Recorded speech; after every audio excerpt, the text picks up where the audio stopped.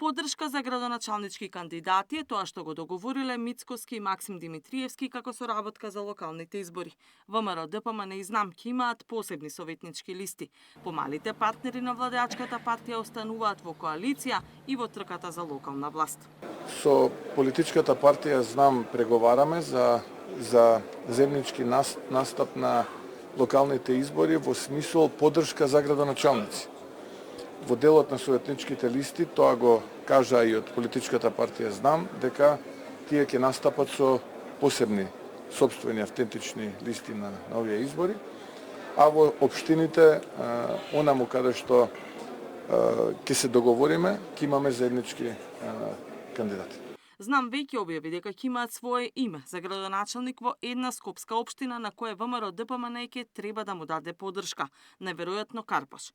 Истото е договорено и за Куманово, каде Димитриевски конкурира за трет мандат. Мицкоски се уште не открива кој е во конкуренција за прв човек на град Скопје. Неофицијално, се уште најсериозни кандидати се Перински од локална самоуправа и Ѓоргиевски од Киселавода. Партиски извори не исклучуваат во последен момент да се појави и името на екс-градоначалникот и директор на државни патишта Коце Трајановски.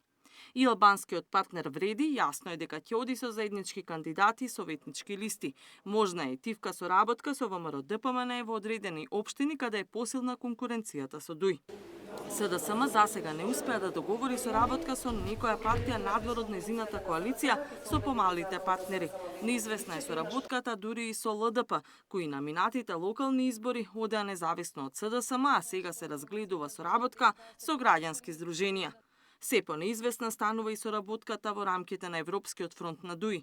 Тврдат дека разговорите траат без да потврдат дали има договор со Таравари, која напушти владата токму поради локалните избори. Се уште се собираат резултатите од внатрешните анкетирања и се уште се водат разговори. Сигурно во текот на наредната недела би имале повеќе информации околу тоа. За сега не можам да ви кажам. Сигурно име не, но дека има разговори, тоа е сигурно. Таравари најави дека тој лично нема да се кандидира за гостивар, но од крилото на села веќе јавно коментираат дека соработка со него на кое било ниво не е прифатлива поради заедничкото минато. Дополнително фронтот на Ахмети се соочува и со можно заменување на Тачи во редовите на власта, иако официјално дојавилат дека нема проблем во коалицијата.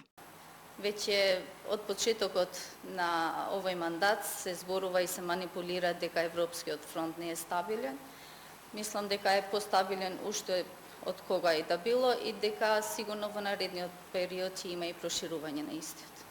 Мицкоски пак не е оптоварен со тоа дали ќе се зголеми мнозинството. Владеачкото мнозинство е комотно, комфортно, скоро 2/3 од пратениците во парламентот ја поддржуваат оваа влада, така што и може да има и може и да нема, владата продолжува да испорачува тоа што го очекуваат граѓаните. Сепак власта изминатиот период се соочи со проблем за гласање на законите за кое е потребно Бадентерово мнозинство. Катерина Нешкова, Сител телевизија.